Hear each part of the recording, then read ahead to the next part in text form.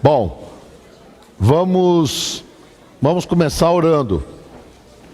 Vamos fechar o olho, curvar a fronte. Vamos falar com o Senhor.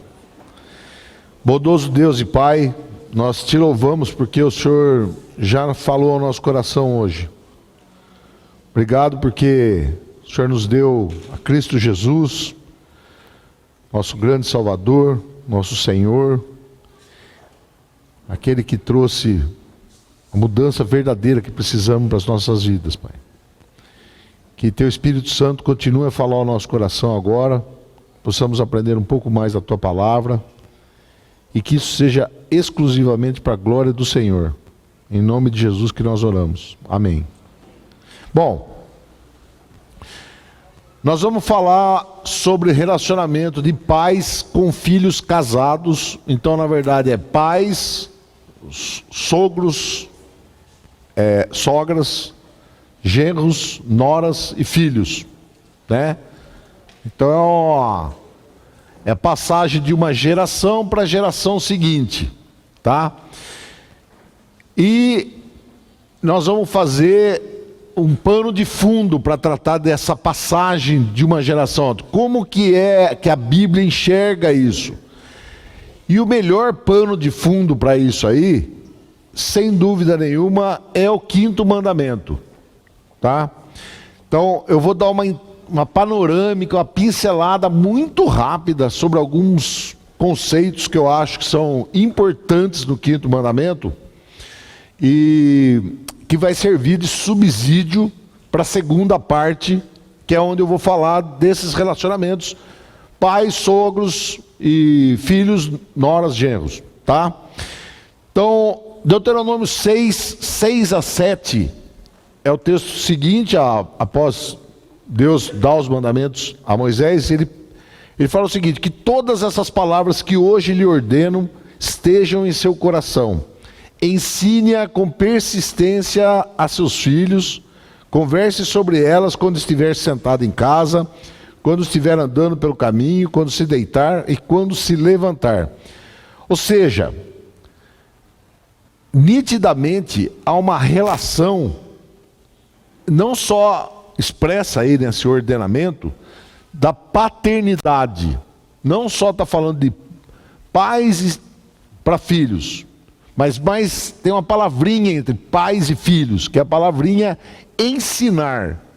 Então, o cerne dessa ideia do mandamento é o ensino que uma geração dá à outra, né? O pai é o que ensina e o filho, o outro, é o que aprende, né? E isso está expresso em vários lugares. No Antigo Testamento, no livro de Provérbios, por exemplo, quase todos os capítulos de Provérbios começam dando essa ideia. Ouça as palavras do teu pai que te ensina, da tua mãe que te ensina. Capítulo 1, verso 7, assim, 10, o capítulo 2, verso 1, o capítulo 3, verso 1 de Provérbios, e assim por diante. Então essa ideia é que o pai e a mãe vão transmitir ensino aos seus filhos, né? Se você for ver no Novo Testamento, essa ideia também acontece, tá? Paulo fala aos seus filhos que ele gerou na fé, né? E o próprio Jesus fala isso também. Tem essa ideia que, por exemplo, lá em Mateus 12, quando fala assim: sua mãe e seus irmãos estão ali fora, né? Ele fala: mas quem que é meu pai e minha mãe? Quem são meus irmãos? São vocês, que eu estou ensinando, né? Então essa ideia de transmissão de ensino. E em Provérbios 4:10 tem uma promessa, que é a promessa que tem no mandamento, no 5º mandamento: ouça, meu filho, e aceite o que digo, e você terá vida longa. Então, além de aprender, e isso ser passado de geração em geração, a promessa que está embutido é que haverá uma vida longa. Então a Bíblia, ela não trata apenas de conhecimento, de instrução, tá? Ela fala além disso. O que o pai e a mãe vão transmitir aos seus filhos Na verdade é um relacionamento com Deus. É um estilo de vida, tá? E a instrução lá no tempo do Antigo Testamento, ela não é exclusiva dos pais. Haviam escolas rabínicas e outras formas de instrução. Desde cedo as crianças aprendiam músicas que falavam de Deus Altíssimos, né? Mas na verdade,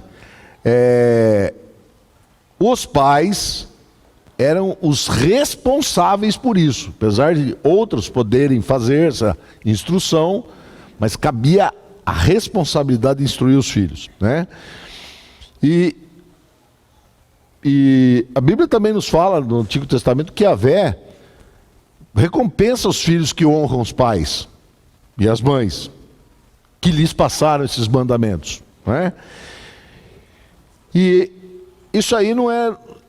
Nós temos que enxergar não de uma forma absolutista, vai ter vida longa, não é vai ter, você vai viver bastante, não é nesse sentido que você vai viver muitos anos, não necessariamente isso vai acontecer, mas é uma vida em abundância, é isso que quer dizer.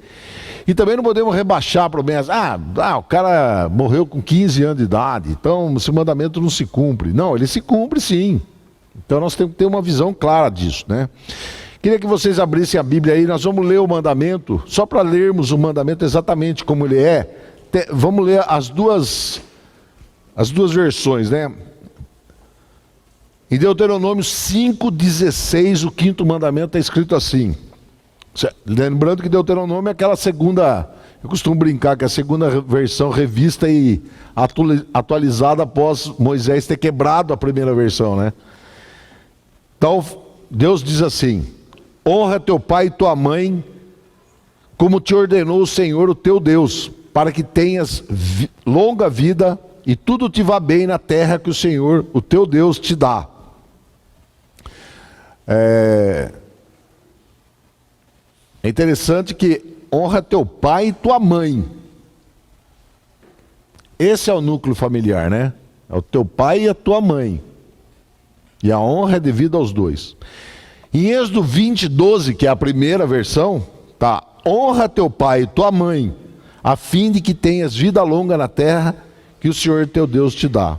Então a promessa dos dois mandamentos é a vida longa, né? Decorrente dessa honra. Então os benefícios da obediência, na verdade, não são para essa vida futura, é na vida, não só na presente vida, mas na outra vida, na vida eterna, né?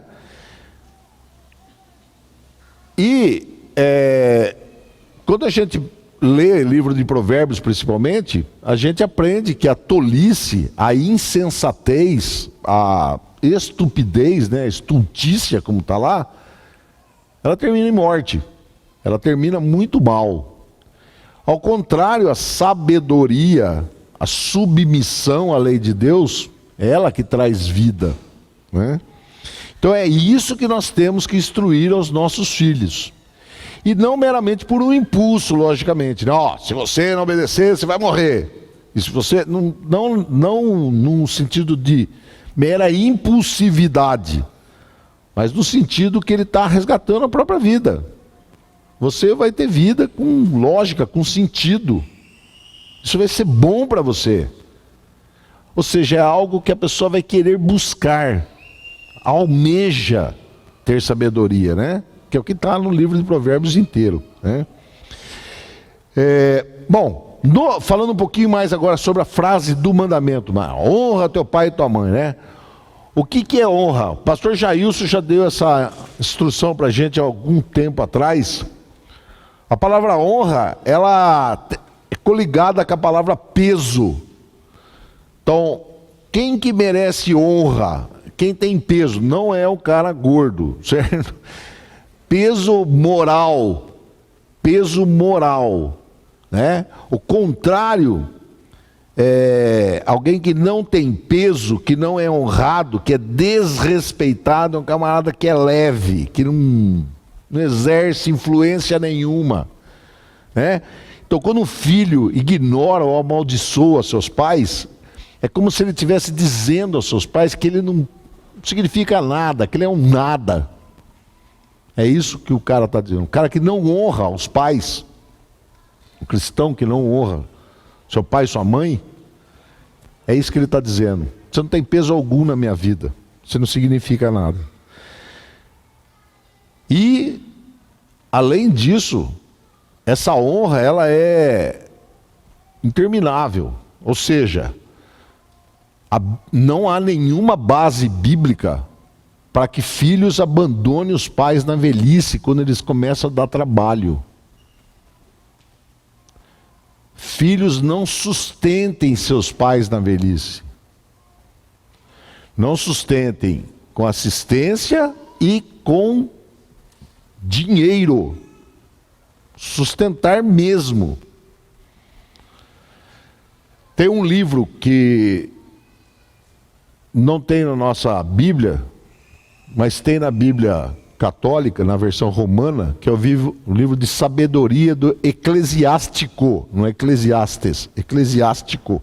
No capítulo 3, lá no verso 12 e 13, ele proíbe literalmente a eutanásia para pais gravemente enfermos.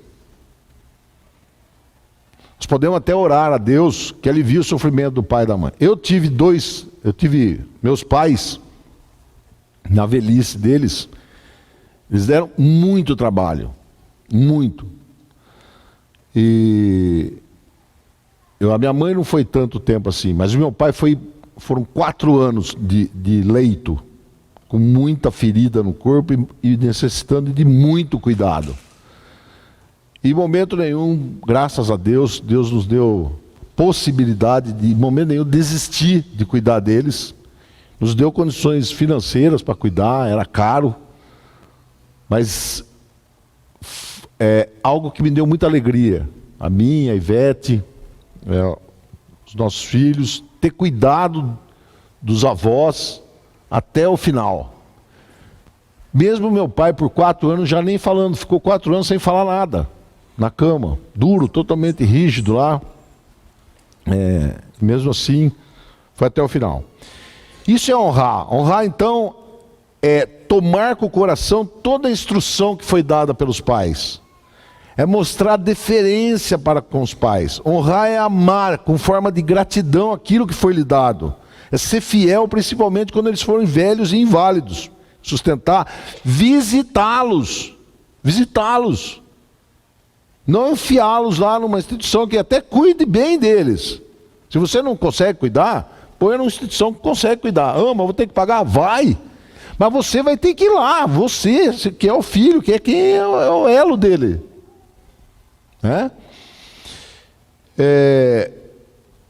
O Frame, ele coloca 3 atitudes sobre 3 óticas, falando que a honra tem a ver com reverência, submissão e gratidão. Reverência porque é uma atitude do coração. Você reverencia seu pai porque você vê nele aquele que te gerou, que te educou, que te transmitiu os ensinamentos. Submissão porque eles são mestres. Veja, ele faz até uma ressalva lá. A submissão aos pais não deve ser uma submissão cega, porque os pais são pecadores. Eles podem pisar na bola também. Isso não significa que eu sou obrigado a seguir tudo que meu pai fala, mas eu devo honrá-lo. Eu tenho que sentar com ele e conversar com ele, caso ele esteja errado na instrução que ele está me dando, né? Então, a obediência aos pais é uma forma de submissão. Nós vamos falar mais disso aqui mais no final. E gratidão. Foi ele que me criou. Então agora ele está precisando de mim. Eu tenho que devolver gratidão. Devolver a ele aquilo que ele me deu. Então, cuidar dos pais, sustentar os pais é uma responsabilidade dos filhos. E aí a igreja? A igreja entra quando ele não tem descendência. Se é um casal de idosos que não tem quem cuide deles, aí a igreja vai fazer o papel dos filhos. Porque nós somos mesmo uma família, né? Certo? Bom, Outro ponto é quando os pais supostamente vão interferir ou direcionar na escolha do cônjuge para o filho, né? Pai pode opinar, pode dar palpite. Filhos, não é bom que você case com essa moça. Filha, esse rapaz aí, ele estudando de medicina, o cara nem crente é, filha. Você vai casar com esse piastro, aí o cara fuma. Pois é, né?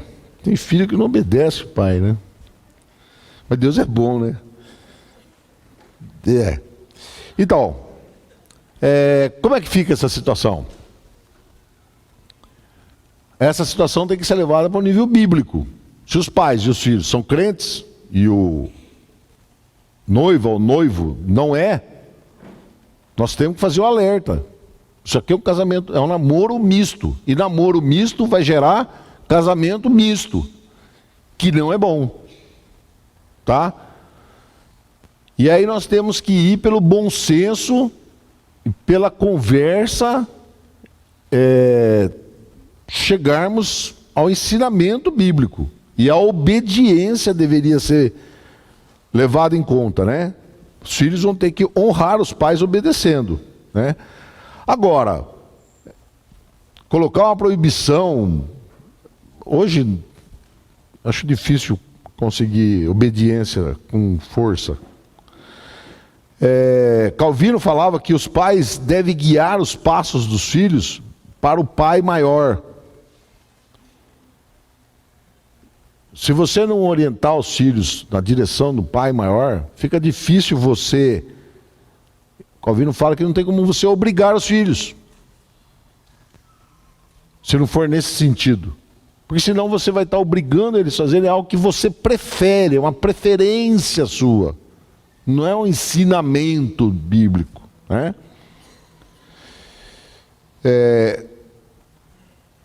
Então, aos filhos cabe obedecer mais a Deus do que servir aos homens. Então, se o pai e a mãe estão também orientando uma forma que não é bíblica, os filhos não é que eles vão ter que fazer uma rebelião, mas mostrar para os pais que importa mais obedecer a Deus, né? Então a família, na verdade, ela é uma grande sala de aula para aprender paciência e perceber também, conforme os filhos vão envelhecendo, que ser pai muitas vezes não é fácil. O pai é pecador, a mãe é pecadora e acaba errando, muitas vezes, na criação dos seus filhos, né?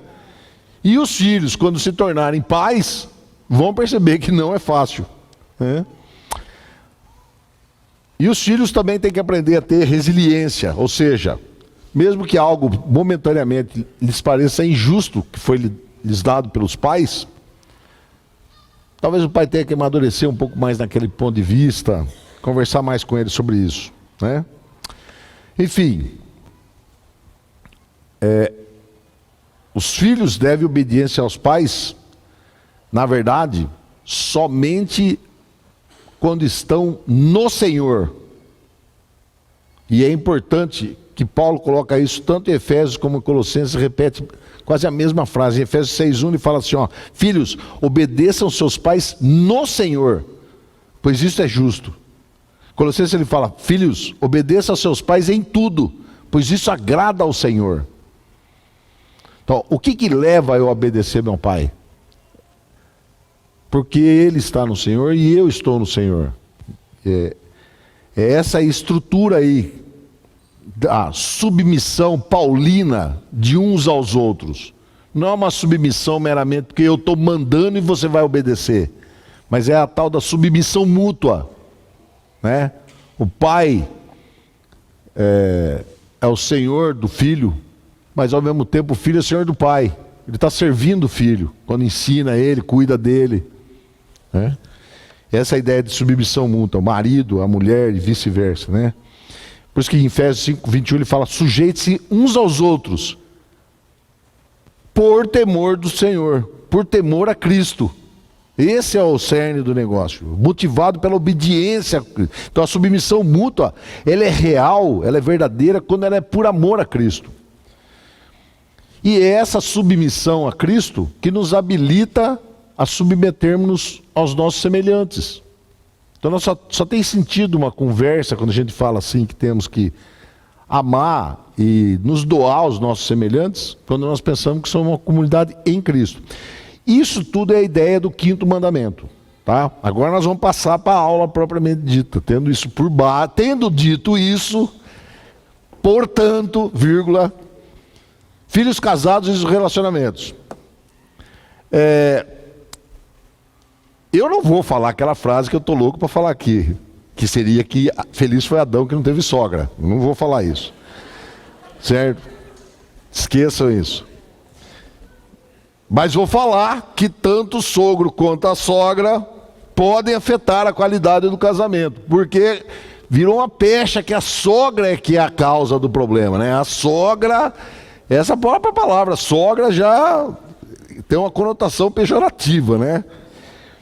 Mas vamos esquecer essa ideia. Tem só sogros que são bem piores que as sogras, né? Eu não conheço muitos, mas tem. E também os sogros, eles podem interferir em casamentos de recém-casados, assim como gente casada há muito tempo, né? Então, essa influência, talvez, ela nunca termine, né? E eu não vou entrar aqui em exemplos bíblicos, mas os irmãos claramente vão se lembrar no tempo do Antigo Testamento, várias citações que teve. Isaac e Rebeca tinham um problema com as esposas de Esaú, Jacó e Labão, Sansão e o sogro dele, Davi e o seu sogro, que era o Saul, e outros casos, né? Mas o importante é saber o seguinte: quando as pessoas se casam, ela não veio sozinha, ela vem de um contexto familiar e de seus familiares. Os seus familiares vão entrar dentro do casamento. Então não tem como casar e a família do sujeito ficar fora disso. Não, ele traz. Assim como hoje nós temos na igreja brasileira casos de pessoas descasadas se casarem novamente. Isso também vem junto, o casamento antigo. Tudo vem junto, é um pacotão, né?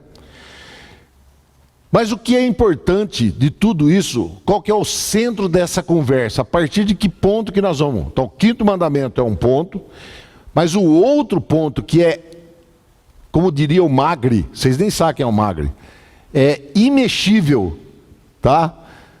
Vocês não sabem quem é o Magre, né? Não. Foi ministro quando eu era moleque de bermuda. É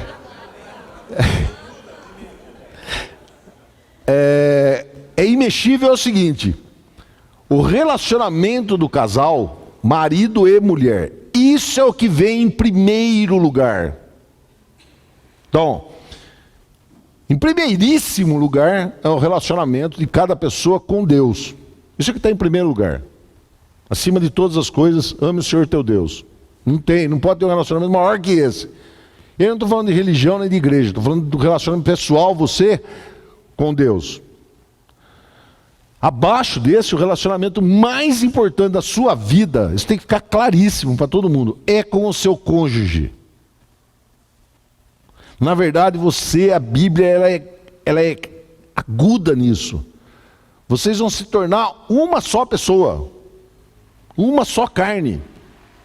Isso você vai mudar a carteira de identidade sua.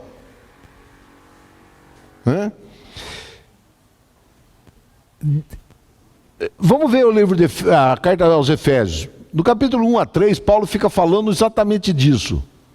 Que nós somos, nosso relacionamento com o Senhor, ele é um relacionamento, ele fala que nós já estamos nas regiões celestiais, ao pensar nesse relacionamento. E do capítulo 4 a 6, ele vai falar dos outros relacionamentos em ordem de grandeza. Então ele coloca em primeiro lugar, papel do marido e da mulher. Depois ele vem, marido e filhos, esposa e filhos. Por que esposa e filhos é depois de esposo? Porque os filhos vão crescer e aí tem uma ordem lá no jardim do Éden dada. Você vai se juntar a essa mulher e vai sair da casa dos seus pais. Então, filhos vão embora. Existem pais e mães que se casaram com seus filhos. Isso é um conceito errado.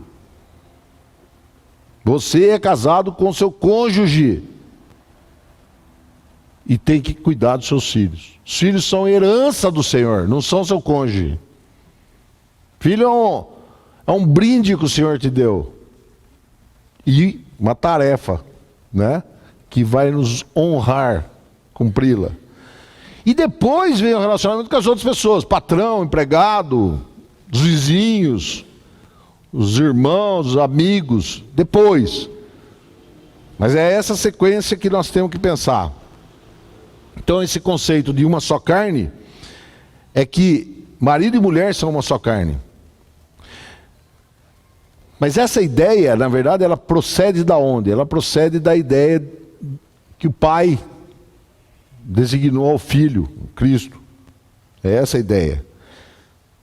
Que eu e o pai somos um. É dessa ideia que veio esse conceito de marido e mulher. Nenhum homem conseguirá separar. Pensa numa folha de papel colada na outra. Depois tenta separar a folha. O que vai acontecer? Vai rasgar. Elas nunca mais vão sair íntegras. Por isso que não tem cabimento haver separação. Ah, mas Moisés nos deu carta de divórcio. Deu por causa da dureza do coração de vocês, não porque é certo. Né? Então,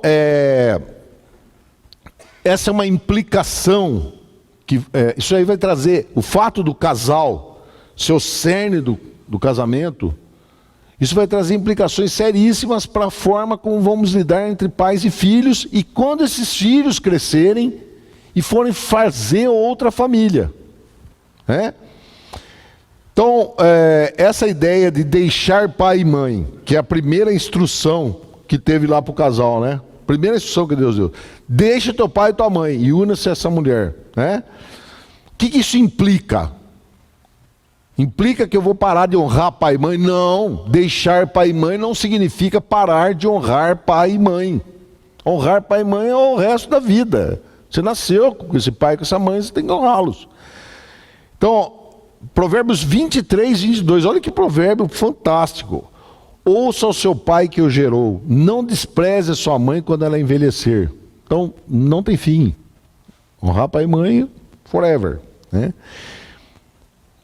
E também não significa deixar pai e mãe simplesmente sair da casa do pai e da mãe. Não é só ir morar na casa do lado. Ou alguns vão morar na casa do fundo. Né? E tem alguns que vão morar longe e tal, ficam unidos aos pais, tudo. Tem videoconferência com o pai a cada 5 minutos, né? Pai, agora eu vou tomar café, ó. Dá uma olhada aqui, vê se está tudo legal. Né? Tem alguns que mesmo o pai já tendo morrido, a mãe tendo morrido, eles continuam unidos aos seus pais. Não conseguem largar do pai e da mãe para ficar com o seu cônjuge. Então, o que é esse deixar? Deixe pai e mãe. Ele envolve, primeiro, um despojar. Então, quais são os despojamentos que temos que fazer? Então, primeiro, essa dependência desordenada dos pais, né? Dependência, às vezes, geográfica, né? Ah, eu não consigo morar longe da minha mãe. Arrumei um emprego em tal lugar, vamos mudar para... Ah, não, para lá não vou. Por quê? Vai ficar longe da minha mãe. Como? Você é minha mulher. Você é a filha da sua mãe. Entendo que você tem que honrá-la, mas agora você é minha mulher. Ou o contrário, você é meu marido e tal, né? Mesma coisa. Dependência financeira. Não, nós não podemos. Temos que manter ligado ao seu pai, sua mãe, porque não temos como nos manter e tal. Isso é um erro. Né? A mesma coisa morar dentro da casa do pai e da mãe. Não é bom isso. Já visitei alguns casais, não aqui da igreja, mas em outros tempos, que acontecia isso. E essa era uma das primeiras coisas que eu falava para o casal. Cara, primeira prioridade da sua vida agora, vá morar em outro lugar. Isso é uma forma de honrar seu pai e sua mãe. E é uma forma de você honrar sua mulher, seu casamento. Né? Outra coisa que os filhos têm que se despojar é fugir de qualquer tipo de relacionamento padronizado que tenham com os pais, seja imitador ou reacionário, né? Eu não tenho que fazer exatamente como meu pai fazia porque é um costume. Ah, não, na casa do meu pai era assim, então tem que ser assim, né? Não, mas não dá pra gente almoçar meio-dia, mas lá na casa do meu pai era meio-dia. Meio-dia tem que sentar e comer. Não, mas não tem como. Não, mas nós temos que comer, porque meu pai comia desse jeito, né? E nem também fazer diferente só para dizer que faz diferente, né? Só para contrariar, né? Então, na verdade, nós temos que agradar a Deus. Essa é que é a ideia. Não temos que ficar procurando pelo em ovo, né?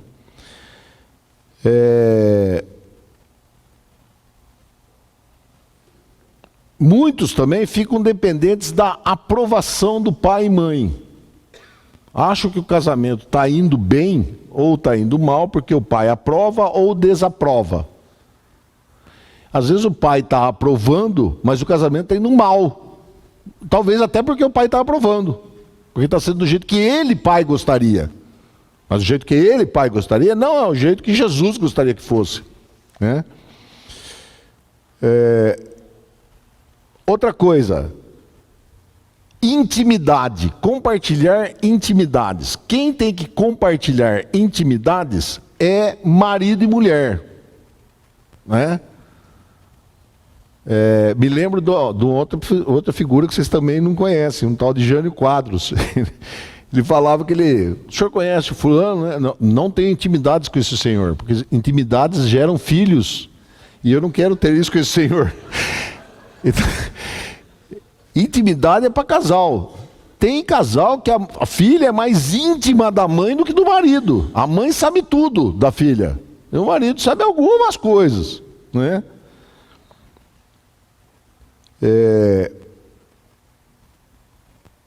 Outra coisa, tem que se despojar das tradições, como eu disse, em relação à função familiar. Não existem tradições, existem as coisas bíblicas, né? E às vezes já vi famílias terem rachas por causa de... Não, nós temos que cumprir uma tradição que tem na minha família, né? Por exemplo, reunião familiar no dia tal do ano lá, tem que ser na casa da fulana de tal, a família inteira tem que ir para lá. A mulher não suporta aquilo. Mas tem que ir, tem que participar, né? Temos que chegar a um acordo santo sobre isso, né?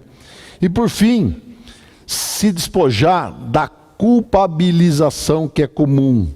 Pessoas culpam os seus pais pelas suas fraquezas, ou são acusadas pelos cônjuges. Você é igual ao seu pai, e você é igual à sua mãe, né? Isso aí parece que já ouvimos, né? Se você for lá nas primeiras páginas do Gênesis, lá no Gênesis 3, é exatamente o que está acontecendo. Jogar a culpa para cima de terceiros.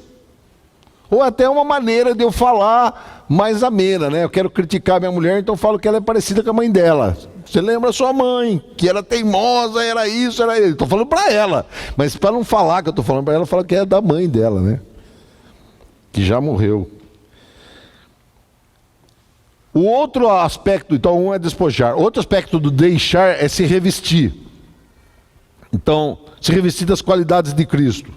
Revestir na igualdade, da amizade entre pais e filhos. Os filhos vão crescendo, eles vão se tornando agora amigos, companheiros de viagem. Eles vão crescer e vão ter filhos também. E os pais que já passaram por aquilo têm disposição de ajudar, têm ideias, têm conselhos, tranquilidade, principalmente quando o filho tem o primeiro filho, né? Ele está inseguro. Os filhos têm que se revestir também em aceitar que agora as decisões que eles vão tomar é responsabilidade deles, junto com os seus cônjuges. Eles têm que começar a andar com as próprias pernas e assumir sozinhos essas responsabilidades, né? Eles podem, claro, ouvir a opinião do pai e da mãe, e que devem até fazer isso. E eu vou até tomar licença aqui, já que ele vai embora, posso falar à vontade agora. Meu filho sempre me ligava pedindo minha opinião. Ele nunca seguiu, mas ele ligava sempre. Pai, o que você acha dele? Eu falava assim, cara, ele vai fazer o contrário. Ele fazia mesmo. Você acha que eu devo comprar isso e tal? Ah, acho que não, alemão. Tal, tá. Pum. Mas é o menino que vale ouro. E ele não pode achar ruim. Disposição em discutir honesta e respeitosamente os históricos familiares. Então, essa história familiar que veio para dentro do lar, e que talvez até de fato esteja interferindo no relacionamento, nós temos que sentar e conversar sobre isso. Tá? Daqui a pouco eu vou falar vou até falar já. Tem um camarada dos que eu estudei aqui, ele dá um conselho excelente, o Lupriolo. Quando você tem das pessoas, o marido, a mulher, o sogro, a sogra, um desse quarteto aí é manipulador, e fica difícil conversar sobre relacionamento, porque está havendo manipulação e a coisa está rachando o lar. A sugestão que ele dá, que eu concordo plenamente, é a melhor dela: nomeie um moderador, alguém externo. Porque discutir com pessoas manipuladoras é muito difícil.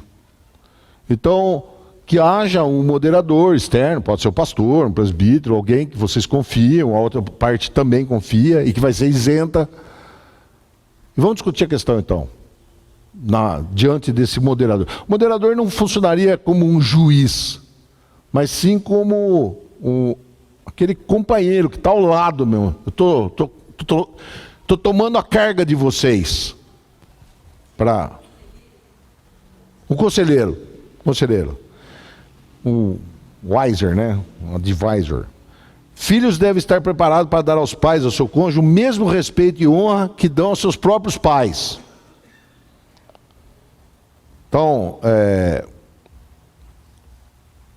os filhos que estão chegando, que são os genros e as noras, eles têm que se despir da filiação que eles tinham lá e se revestir dessa nova filiação.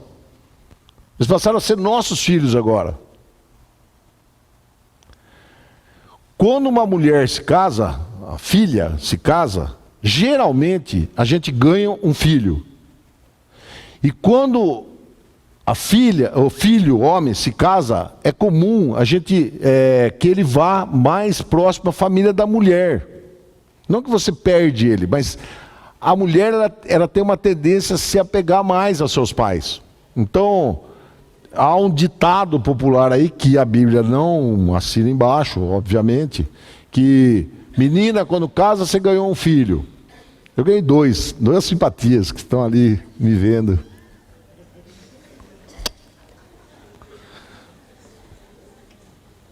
Certo? E mulher, quando se casa, geralmente o marido é que vai embora, né? Isso não é verdade, nem biblicamente, nem praticamente, só uma lenda, né?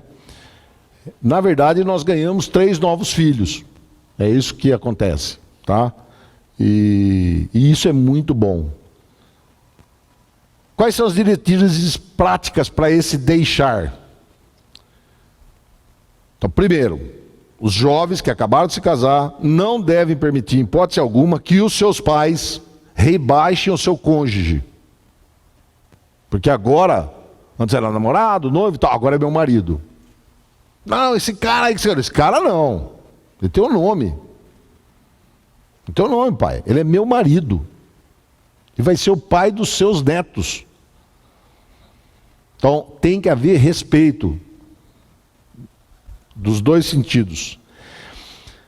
sempre achar maneiras de elogiar e fortalecer a imagem do nosso cônjuge perante os nossos pais. E não ficar fazendo piada do seu cônjuge para o seu pai e para sua mãe. Terceiro, fazer esforço para ter certeza que o nosso cônjuge está incluído na discussão familiar. Às vezes está tendo um almoço familiar e o casal é casado de pouco tempo. O cara não conhece direito as histórias familiares, o drama familiar, não sabe de nada. Então ele fica sentado lá, não sabe do que eles estão conversando, e ele fica lá com aquela cara de pastel, né?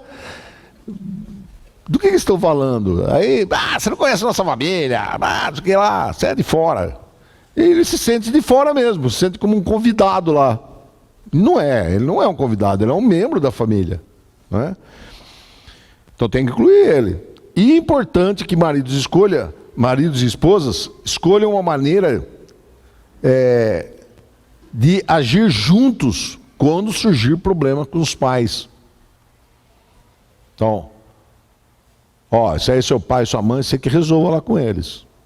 Eu não quero me meter na sua família. Na sua família não, é na sua família. Você também é dessa família. Genro, nora é grau de parentesco, é parente. Perdão, tá lá no cartório ou não isso? Genro e nora. Tá, não tá? Não é documental isso? Forever. Certo? Então, o sujeito não é a sua família, é a nossa família. É a nossa família. Quanto aos pais, agora ao outro lado, né? Deixe pai e mãe, tá? E como é que os pais fazem com isso? Então, primeiro, deixar claro que o pai e a mãe são um casal e esse é o relacionamento mais importante. E que o filho a filha e o cônjuge, esse é o relacionamento mais importante. Né? O de pai com filho está em segundo lugar. Pais que têm filhos que estão criando ainda para crescerem e que irão se casar, criá-los com essa perspectiva, que um dia eles deixarão o lar e vão alçar voo sozinho e assumir suas responsabilidades por si mesmo. Isso eles precisam ser preparados para isso.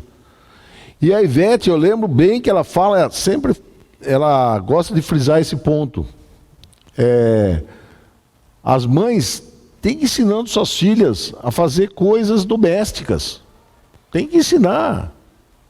Fazer comida, consertar uma roupa, arrumar uma cama. O marido, os meninos também. A fazer tarefas. O cara não sabe trocar uma lâmpada. Precisa chamar o caçaca para trocar a lâmpada. Impressionante. Então, os pais têm que treinar seus filhos. Treinar, né? A Bíblia fala que os filhos são como flechas que o guerreiro lança. O guerreiro não fica jogando flecha em qualquer canto. Ele joga a flecha para ir no alvo. Tem que ser ensaiado isso daí. É uma coisa pensada, né? Não é jogar os filhos no mundo. Os filhos foram emprestados por Deus a nós. São heranças do Senhor, dos quais Ele vai pedir contas. Como vai pedir conta do nosso casamento também, né? Ele vai pedir conta do tempo nosso e tudo mais, né? Porque tudo é dele.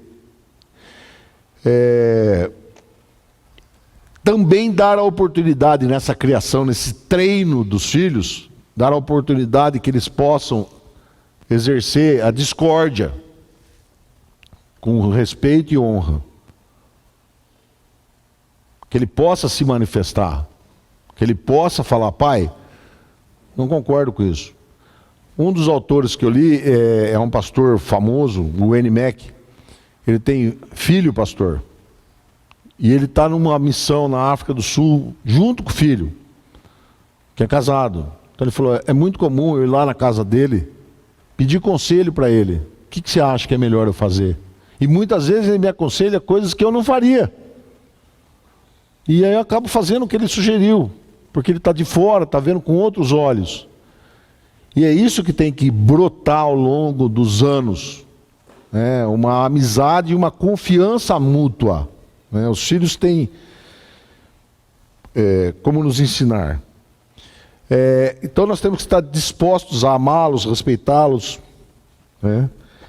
Os pais devem procurar desenvolver então essa amizade, devem ser cuidadosos para não enfraquecer esse relacionamento conjugal dos filhos, e não podemos manipular as pessoas, procurando fazer aquilo que é da nossa vontade e não da vontade de Deus. Eu corri um pouquinho aqui, então se alguma coisa passou meio batido, eu queria que vocês se manifestassem agora, queria que ficasse um tempo aí. Nós temos 5 minutos. Pode falar para mim, eu repito a pergunta aqui.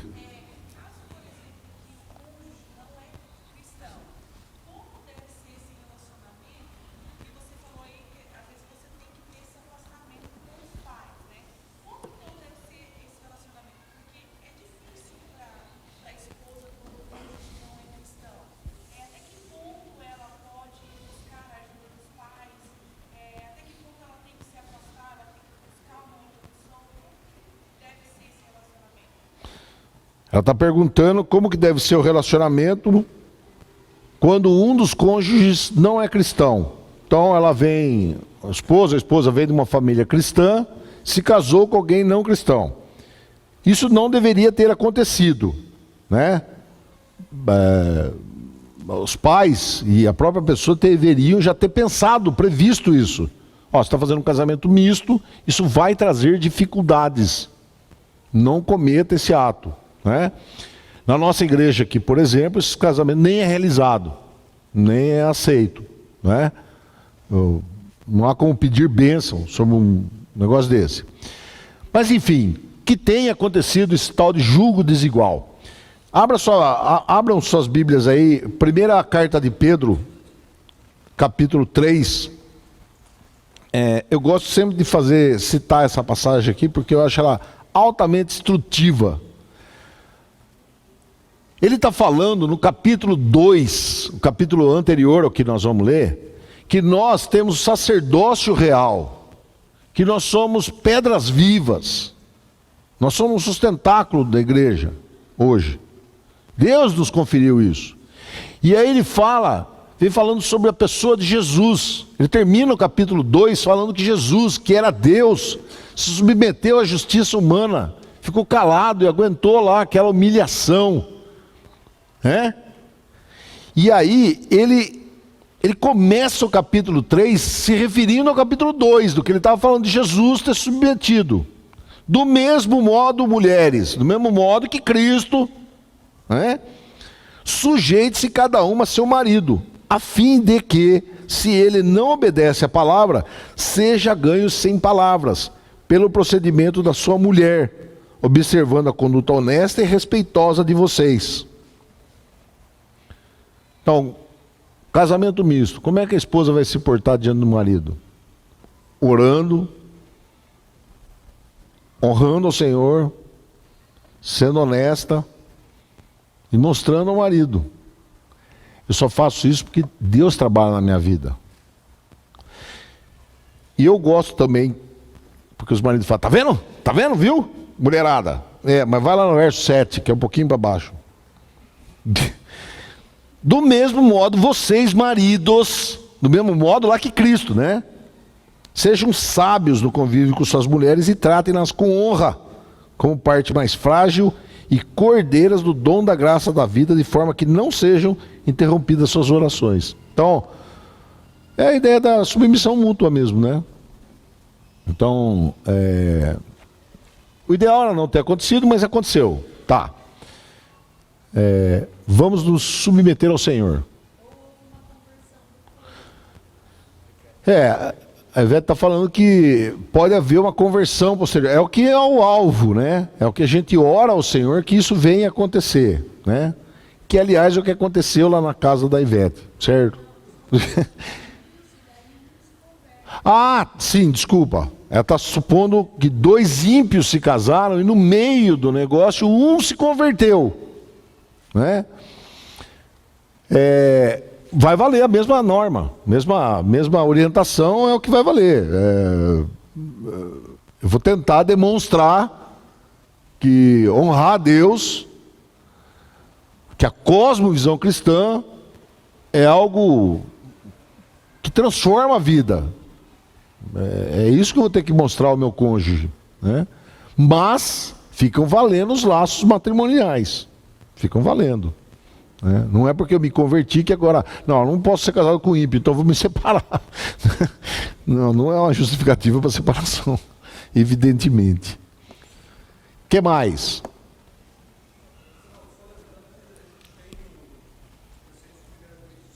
Sim.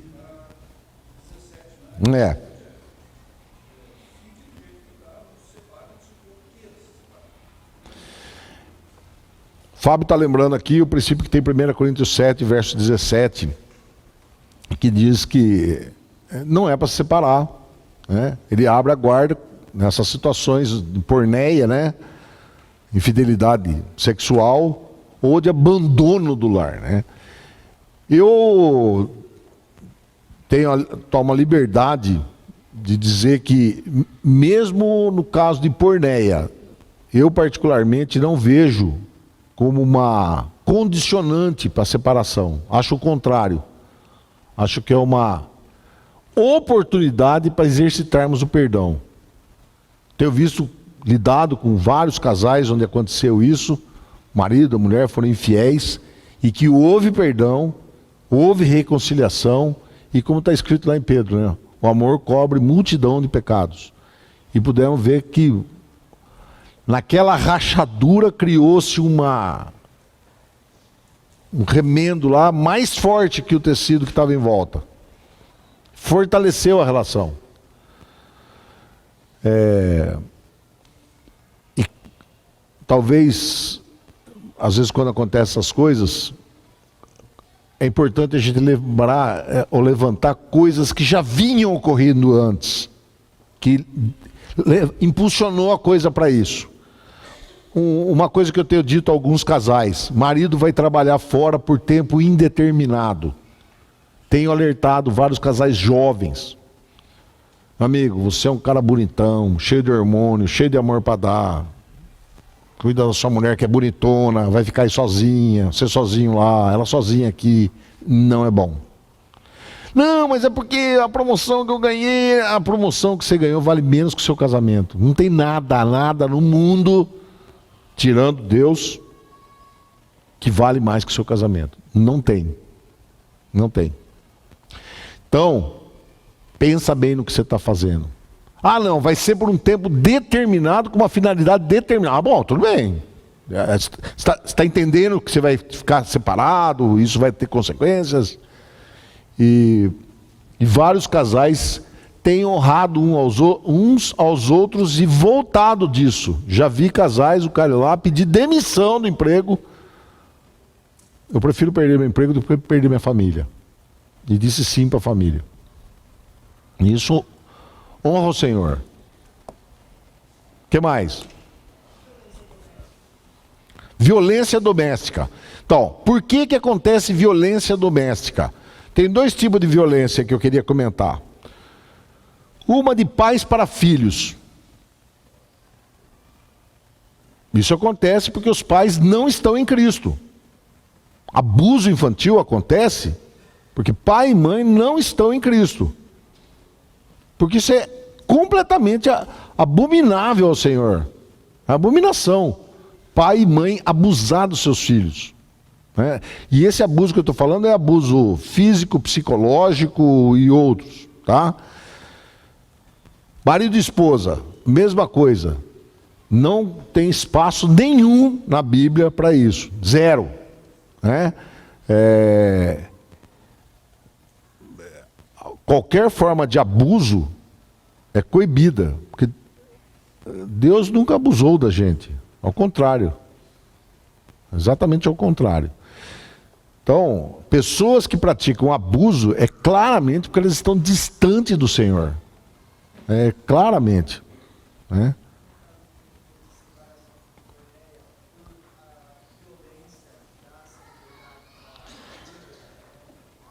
Eu tive a oportunidade, ele está perguntando sobre a ocorrência por causa de infidelidade conjugal, alguma coisa desse tipo, acabou vendo agressão física.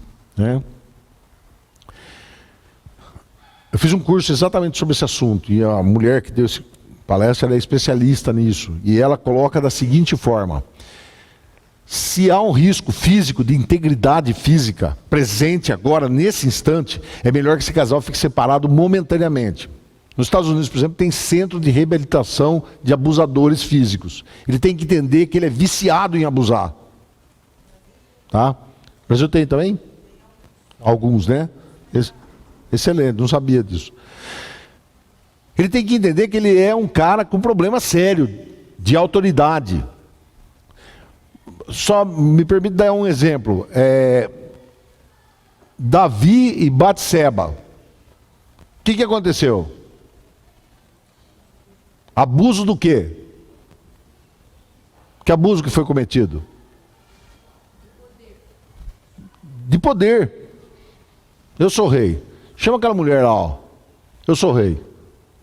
Que, aliás, o texto é lindo, né? Era a primavera, quando os reis saem à guerra. Davi não, ficou no palácio. Certo? Eu sou bonitão. Né? Então, esse é o abusador. Só que esse abusador, ele é segundo o coração de Deus. Ele caiu em si, ó, Salmo 51. Né? Senhor, pequei contra o Senhor. E é isso que o abusador vai ter que aprender. Que ele pecou contra o Senhor, ou vem pecando contra o Senhor. E é isso que ele tem que ser restabelecido. Então, enquanto houver possibilidade de haver agressão física, é melhor apartar um tempo, ele ir para um centro desse daí, por exemplo, com vistas a se regenerar. Assim como quando um dos cônjuges tem problema de drogadição ou problema de alcoolismo, né? E fica impossível a convivência, por várias razões, né? Então é melhor que haja uma separação momentânea, a igreja dá assistência à mulher, ao marido que ficou em casa, e o outro vai para um centro visando isso. Eu e a Ivete já tivemos a felicidade de participar de um casamento que estava desfeito, no cartório inclusive, porque o cara vivia bêbado e tal, a mulher não suportava mais ele, já tinha se separado. Ele foi para o centro de recuperação, Caçaca participou disso também, Cláudia. Depois de 6, 7 meses, ele voltou ao lar, outra pessoa, e começou um outro casamento, totalmente diferente. Os filhos já eram grandes. Quem é esse homem aqui? É meu pai? Meu pai. E aí começaram a chamá-lo de pai, antes chamavam ele de cara, aquele cara que enche a cara. E aí começaram a chamá-lo de pai. O que mais? Acabou. Então, vamos ficar em pé e vamos orar para encerrar.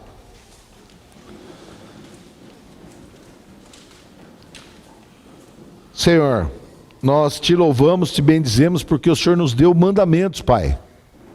Mandamentos para que tenhamos uma vida longa e boa. Mandamentos que salvam a nossa alma, que fazem bem ao nosso físico. Nós te glorificamos, Senhor, porque o Senhor se preocupa com cada um de nós. O Senhor nos conhece intimamente a cada um de nós. E o Senhor tem falado ao coração de cada um de nós. Te louvo, Pai, porque não somos merecedores dessa graça e misericórdia com que o Senhor nos assiste. Obrigado por tudo isso que o Senhor tem nos falado. O Senhor nos deu um domingo abençoador, que possamos gozar da comunhão de uns com os outros agora. E que tudo isso redunde em glórias ao nome de Cristo, cujo nome nós oramos. Amém.